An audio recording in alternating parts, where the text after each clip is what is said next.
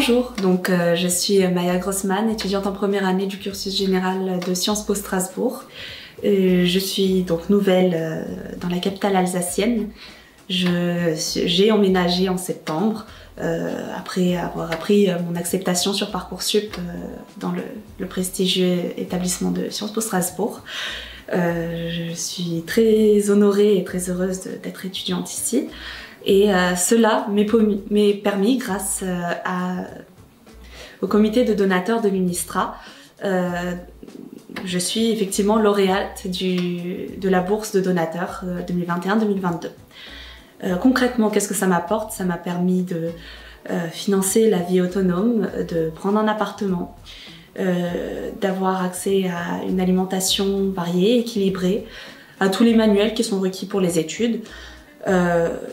Mais aussi notamment d'avoir pu investir dans un ordinateur de qualité supérieure qui me permet de supporter les logiciels requis, notamment RStudio, le back-office.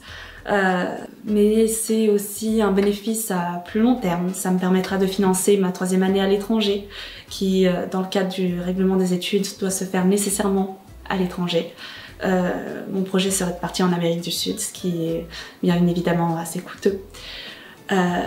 Ça me permet aussi de réaliser un stage cet été qui ne sera pas conditionné par là où j'ai un logement, donc nécessairement Paris ou Strasbourg. Ça pourra être là où mes perspectives de carrière m'emmènent. Et c'est bien grâce au comité de donateurs de l'UNISTRA que tout cela est possible. Et je lui suis quand même grandement reconnaissante. Mesdames, Messieurs les députés, il est aujourd'hui question de suspendre l'installation de grandes surfaces en France. Il n'est de secret pour personne que la France connaît bien d'autres maux que la crise sanitaire. Au-delà du soulagement pour les commerces de proximité et les petits producteurs que représente cette mesure, nous avons aussi là un recours à la décadence urbanistique. Nous l'avons vu. Depuis l'apparition du concept dans les années 50 apparaît une multitude de taches noires dans nos espaces périurbains. D'immenses surfaces goudronnées, planes et des hangars sortant de terre tels des tumeurs. Aujourd'hui, ce commerce s'est métastasé à toute la France. En effet, nous ne découvrons pas ce pullulement commercial aujourd'hui.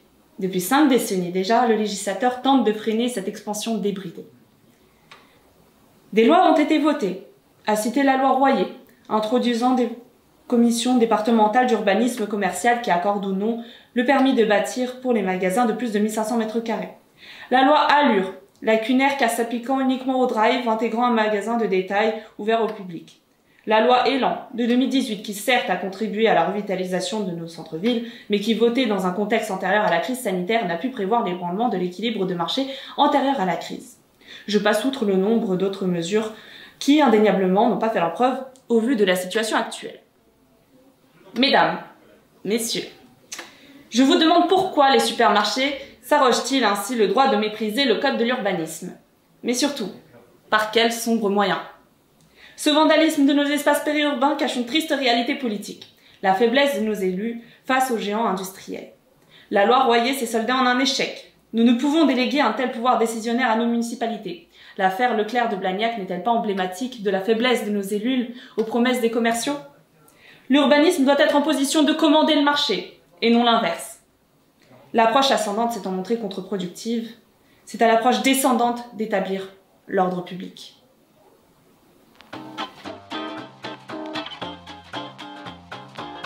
Pour en savoir plus sur le programme de bourse des donateurs de Sciences Po Strasbourg, rendez-vous sur notre site internet et nos réseaux. Ensemble, continuons de soutenir la réussite étudiante. On compte sur vous.